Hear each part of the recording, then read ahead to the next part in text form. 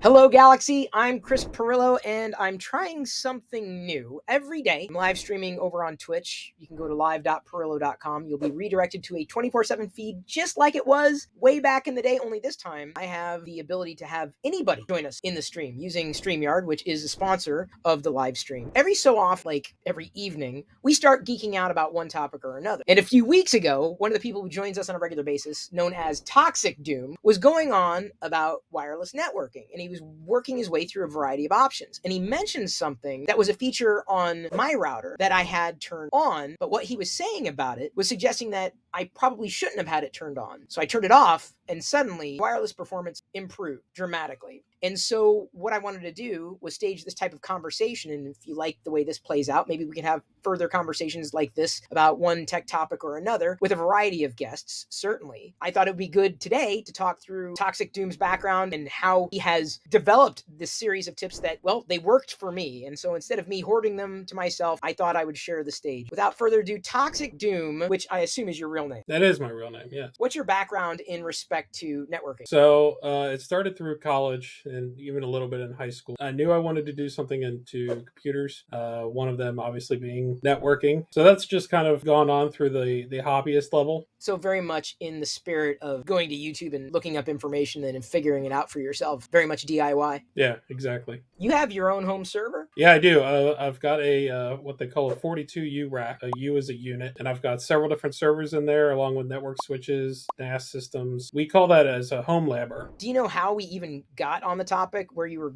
going on about wireless network configuration? Yeah, so it was actually on stream. You were having some stuff done at your house. You were on your laptop at the time, but your feed kept cutting in and out. And I know that you recently had upgraded your internet connection at your house. We were starting to kind of, in the background, try and troubleshoot why you kept cutting in and out. As far as your wireless signal, you kept saying your signal strength is fine. You were just dropping out, or we couldn't hear you, that kind of. So that kind of started it in the chat in the background on stream. And I think we were sitting here just conversing online on the sidebar. We were talking about the access points that you had installed. I have the same brand here at home. We actually were just kind of talking about some of the settings that they have inside of them, different feature sets, and one of the options that you had checked was actually enabled, and it was technically incorrect for the way that your network was set up. So what we're talking about at this stage is the feature I had turned on that should not have been turned on. Something that I thought was a good idea, mesh networking. I was told that this would make things better, but why in my case, when we got on to talking about the mesh networking feature on my router, why for me was it not a good idea? Or why for some other people? I'll actually talk about the different types or levels of access points or routers, or in your case, the mesh networking. So standard access point is what's also built into your home router. It's a centralized device that has a router, network switch where all the Ethernet ports are, and then the access point being the antennas, if they're built in or external. There are mesh kits that you can buy, and they usually have little boxes that you can plug into the wall. Sometimes have little antennas onto them. And what those do is they actually connect to, we'll call it the home base. And all that does is basically take a weak signal and rebroadcast a new signal to become a stronger part of that weak signal in your house. That can actually be, that could fill your dead zones. So if, let's say your daughter, for example, might have a weak signal on her iPad in her room, if you had a mesh network system and you filled up your house strategically across the area, whether it be in your garage, upstairs in your office, one in the basement, whatever it may be, it can grab that semi-weaker signal and repeat it. Access points, on the other hand, they are strategically deployed, and I've got one here to kind of show. They're just usually little pucks. You see a lot of these in businesses, enterprises, prosumer hardware, like somebody like me that might implement them at your home. They take an actual network line from that network switch or the router that's somewhere else in your house. Usually the lines ran through the wall, and the device or the access point is actually plugged in with a hard line. Which is my situation. That's the situation. I have a couple of access points, not necessarily mesh network devices, but the access points have been wired directly into the router. From my understanding, it was supposed to be turned on, and I guess I took bad advice. I definitely try to do my research when it comes to network toggles. I am not a network admin. I consider myself a hobbyist, but far less of a hobbyist than you, and certainly most. But just learning that and just overhearing that suggestion really, really dramatically improved things. And that got me thinking, well, What are some other features, whether it's prosumer routers, consumer grade routers that most people might pick up, that people turn on that they possibly shouldn't, that are impacting their signal or at least impacting their throughput and the like? Yeah, so the biggest one is keeping the wireless SSID default. Sometimes they are as simple as Linksys, for example, and the password is password. Sometimes they're blank. People will pull them out of a box, plug them into the router, and set them up. They've gotten better over the years where they have default passwords that are pretty cryptic. But again, people sometimes disable the security just because it's hard to remember the password. And the biggest thing too is that if you live in a apartment building that's 1,000 square feet, 800 square feet, whatever it may be, everybody's got a wireless access point. A lot of people keep the channels, the wireless channels, the same. And the channel is basically a spectrum of frequency that's allowed by the FCC to be used on the wireless devices. And here in the United States, we're allowed channels 1 through 14. Typically, they ship default as 6. Some routers are enabled by default with a auto function, so they can actually scan what signals are not being used and what are being used, and it can self-adjust to that less used spectrum. But however, most of the routers do not have that feature, at least enabled by default. Really? Yeah, so some people that actually may, even use the ISP's router, they may just set it up and it goes by default as channel 6, and it will work, but you'll notice network lags, or if a lot of people are using a lot of devices or heavy bandwidth, you get radio noise, and that'll actually cause packet loss. Think of it like a lot of people talking in one room, whereas if you might be able to separate those people into 14 little rooms, even though it might be still hard to hear somebody, it's a little bit easier just because they're all separated just a little bit. So I want to come back to when you talked about the default username password. Mm-hmm. You're suggesting to change those, correct? Not to like nuke them or stick with the defaults. Yeah, you don't necessarily have to change the SSID or the wireless name. Okay. But the default password, you can definitely change that to something more memorable. It could be something as simple as, your name, not full name, obviously not something that your neighbors are going to guess, but maybe change a few letters with numbers or add an exclamation point somewhere in there, that kind of thing. Yeah, I think I better understand. Just don't turn off security. And I think that's almost a given. What about, and do you have a list of things that you have? Because I've got maybe some more specific questions. I don't have a full list. All right. So I've turned off mesh networking. Things are working fine. I noticed another feature called jumbo frames. Am I the kind of person with the kind of things that I do around here and the variety of devices that would be better served with it on or off? So for you, somebody that's just typically browsing the web, answering emails, watching YouTube, Twitch, that kind of thing, jumbo frames really aren't going to help you. Those are going to be used for services that support jumbo frames, and that can be another topic that we can get into later down the line. It's a bit more advanced, but for the average person that's just hooking their computer up, gaming, that kind of thing, in a nutshell, it's not going to help them that much. So not only does the front end have to support the jumbo frame, but also the back end has to support the jumbo frame. Those would be more enterprise level applications? Typically, yeah, you'll see it more possibly set up within the enterprise stuff. But again, with prosumer and consumer stuff, it can be enabled. It can help performance locally, again, if the services or network systems that you may have set up. But again, we're getting more into prosumer stuff when talking about this. In a nutshell, you can enable it, but it's not going to really increase any performance for you on a day-to-day basis. What are some other features on the average router that people see that they toggle that they shouldn't toggle?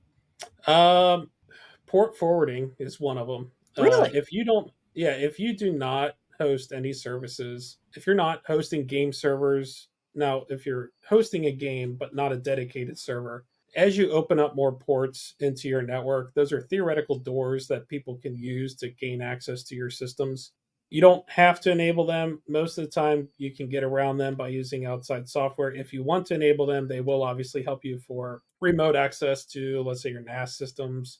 If you want to remote desktop into your home computer easily, you can definitely do that. Port forwarding, theoretically, is you should only open the ports that you have to have open, potentially 24/7.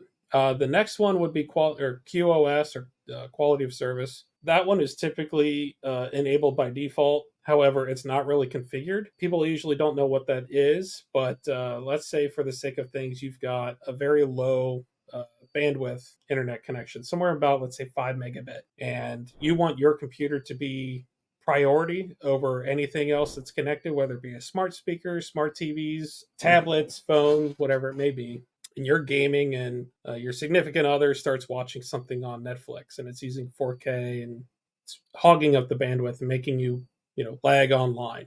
You can set that setting and easily make your data packets from your computer to the internet take priority over other devices. So this one's not typically enabled by default, but it will help people that have lower priority or maybe several different systems or several users on a low bandwidth connection to get them priority internet. A big one would be obviously if you have a VoIP phone or VoIP, and obviously you don't want your voice cutting out, so you can have that as a data or a specific data connection going into the broad spectrum internet and not affect your voice to the internet. What are things that people do that could impact their network speeds without even realizing they're doing them? The biggest thing I could think of off the top of my head, it's obviously by use case, having services just running in the background. When you say services, you mean like software that's running on your desktop or a mobile phone? Yeah, if you've got, if you've got Twitch or something playing in 1080p on a TV screen that you're not really even watching, or you're downloading games and auto updates, that kind of thing, that's going to be typically just your data hogs, your idle data hogs. But nothing should really be overburdening your internet connection. Windows by default has a lot of telemetry built into it nowadays. Software does auto updates for games or software, security systems, whatever it may be. You're always getting data in and out of your network. And then you've got the introduction of smart appliances too. Refrigerators connected to the internet, your washing machine, your dryer, all that stuff. If it's connecting to Wi-Fi, it's connecting to the internet. That leads me into a broader question. This may be going further down that rabbit hole. And to let people know, some of these tips I'm already aware of. Not everybody might be. And this may sound very pedestrian, but maybe the conversation that Toxic was having when he was discussing mesh networking may have been pedestrian to you, but it wasn't to me. So I found that very helpful. And I never think that I know more than everybody else. I could always learn something new. And one of the things that I happened to learn, had to buy hardware to support it, was network segmentation, where effectively the same router can set up various VLANs. And between those, you'd be able to manage different groupings of devices and keeping these devices separate from these devices on the same network pipeline that's going out to the internet. Did I describe that well enough, not being a network admin? Yeah, no, 100%. That's exactly right. The biggest thing too is security, right? If you've got a computer and you wouldn't click on it, but if somebody in your household clicked on a download link that had some malicious software into it and it tried to attack not only that computer but other computers attached to your home network, VLAN is an easy way to try to step that back in regards to what am I trying to say here? To try and roll that back as far as what's a good word here? Security threat. Yeah, to try and roll that back as a security threat. The biggest thing is with touching back on those smart devices. So your refrigerator, your washing machine, your dryer, that kind of thing. So the companies that are producing those, their first priority is obviously creating the product, the refrigerator, the washing machine, the dryer, whatever it may be. Second is trying to get that software developed to communicate with an app or something like that.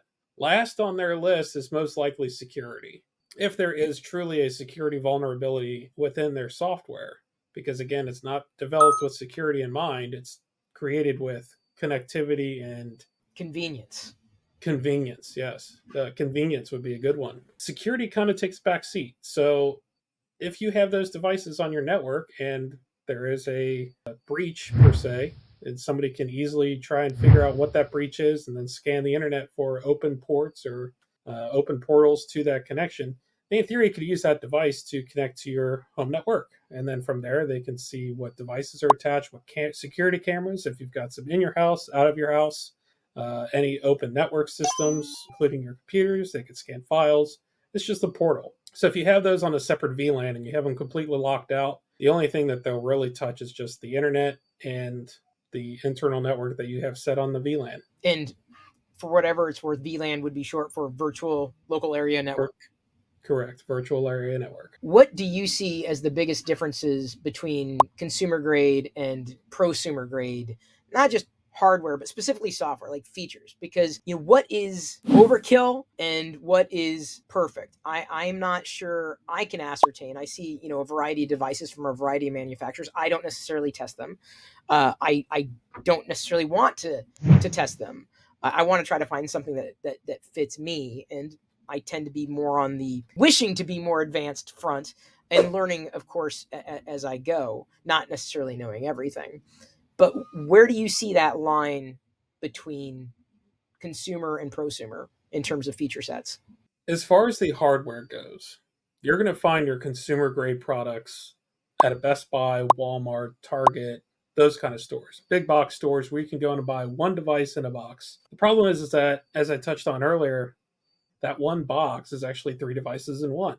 It's a router, it's a network switch, and it's an access point.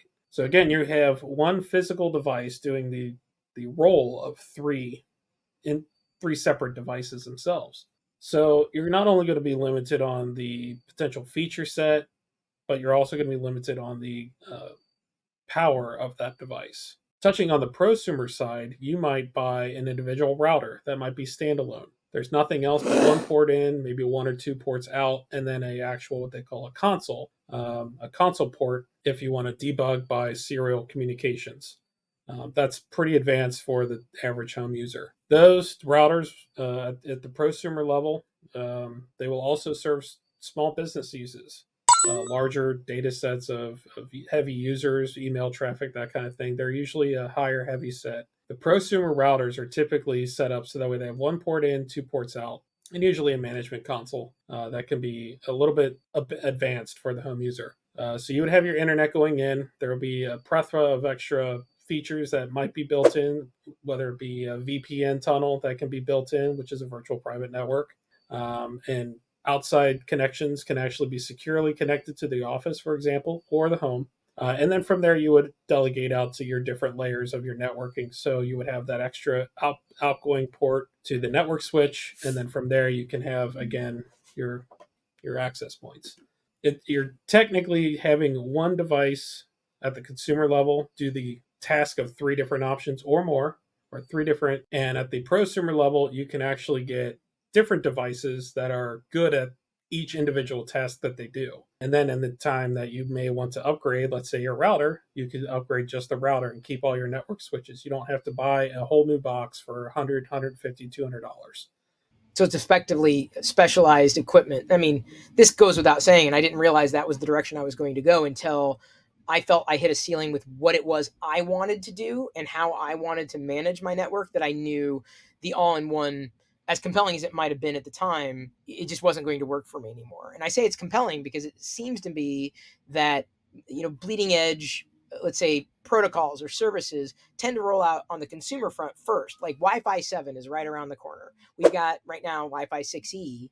I'm currently, Wi-Fi 6, and I've debated. I'm like, do I get 6E? I'm like, well, I don't know. I feel I can wait. I don't know if I'd see a law of diminishing returns in upgrading wireless, because some of the devices I have are still, not Wi-Fi 6E, but consumer grade devices tend to get those features faster. Is that because stability hasn't been proven yet, or they just haven't been tried or true? It's just marketing?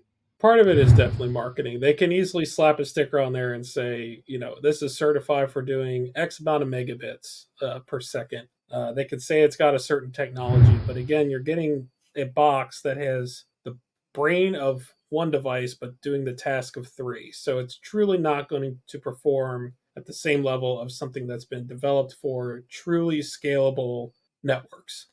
I had a conversation with a neighbor at the bus stop, and she was complaining about her ISP. We all do. But it's just inevitable. I've never met anybody on this planet that said, oh, I love my ISP. Doesn't happen. So she was saying that they keep calling because the network is so slow, but they have the fast package. And I said, well, how many devices do you have on your network? And she said, I don't know. She lost count. But I asked, how many devices do you have on your network? She didn't know. I said, do you have any smart devices? Oh, yeah, we have light switches. We have this, that, and the other thing. So it turns out there are dozens upon dozens upon dozens upon however many scattered about the house, on a consumer grade router. I'm like, yeah, that's not an ISP issue. I think it was more of a local issue if there was just too much happening. Right. Unoptimized traffic, likely, but I feel most consumers are in the same boat she is, where they just buy these devices.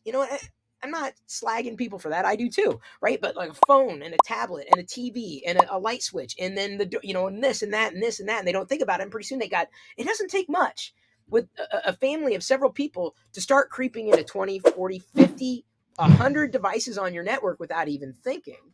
And so, that to me would also be an indicator as to whether or not you should be looking not at your ISP and wagging your finger there, but looking at what you could do hyper locally, specifically on your network, and swapping out, to your point, something that, is trying to do the job of 3-in-1 to something that is a bit more scalable. And maybe I'm wrong. Maybe a lot of consumer devices these days, at least as far as access points, routers, switches, etc., can handle, more than, let's say, 20 devices on the network, but I can't imagine them handling it very well.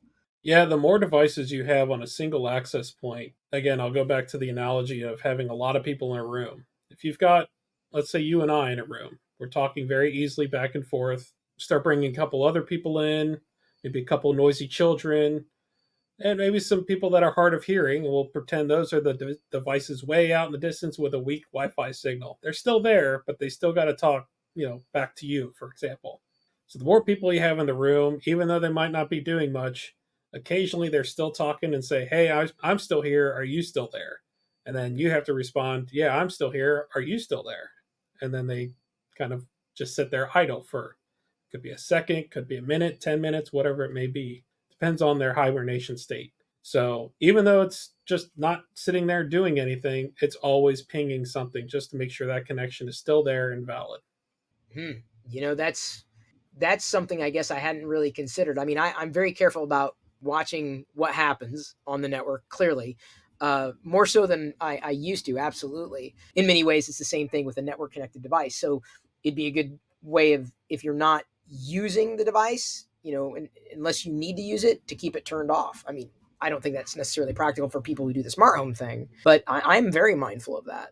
Yeah, it can easily be a data hog again in the house. And if you've got a lot of those idle smart switches, smart devices in your house, you are clogging up a single data line that's in and out of that router. That's all wireless. Yeah, even though it's wireless, you've only got one data line in and out. So even though if you've got two smartphones, for example, and you run a speed test on one, and let's say you get 100 megabit, then you pull up your other phone and you run the exact same speed test at the same time on both devices, you're splitting that bandwidth. So the more devices you start piling on that are true data hogs, gaming, Twitch streaming, Netflix, whatever it may be, all of that is coming through one single data pipe. There are some routers with the IGMP snooping feature. Is that something that would help network traffic be managed, or is it better left off? I would say it's better to be left off unless you've got a large network of devices. The standard router, whether it be consumer based, prosumer, whatever, will handle 254 IP addresses without issue. It'll give that information out. IGMP allows several devices to share a single IP address so they could fall back and use the same data line. So it's really not needed when you're using a standard device unless you really have that many devices in your house. That's quite a bit. What about the multicast DNS feature? This is something that I've seen as well, but to my understanding, this is more for AirPlay and Chromecast types of devices. Yeah, so multicast DNS has actually helped with name resolution. So instead of using an IP address, you can actually use a physical name. So if my computer name is Toxicdoom, I don't have to say, hey, my IP address is 1.1.1.1. It just says, hey, send this data to Toxicdoom. It's a little bit different in approach than DNS. It actually queries a server or usually a router, and all the devices on your network share kind of a table with those names. So that's kind of where it's at. Again, if you've got a smaller household network with a few devices, it's not going to really benefit you in any way, shape, or form. Okay. So it'd be something that you'd have to consider as the devices on your network kind of continue to climb. Yeah, and again, you're really talking when you start getting above, maybe 100, 150, 200 devices. It's realistically going to be best with large scale enterprise networks where you might have multiple VLANs talking to one another, where they're not 1.1.1.1. It might be 2.3.2.2, and they're just bouncing all over the place. And basically, you've got multiple networks within your network per se, or multiple VLANs. That's when those tables are really going to become beneficial. I'm sure there are 1,000 more networking topics to cover in optimizations, wireless or wired, and I certainly would invite comments, for people's recommendations in their experiences, because again, I really relish the idea of learning. Even though I know a lot of what you've said, I may not have discovered that had you not known about my problem. So I appreciate it. I know my network traffic appreciates it, because after turning the mesh networking off, I didn't realize it was hurting me so much. Yeah, and I'm learning as well. There's not a true science behind everything. There are recommendations, but everything has its use case. And I'm at the prosumer level. I'm taking this one step at a time and trying to learn it myself. So I'm more than willing to help anybody within the I'm in the middle of community. an interview. Hang on, honey. Hang on. Just give me, Dinah. Give me this.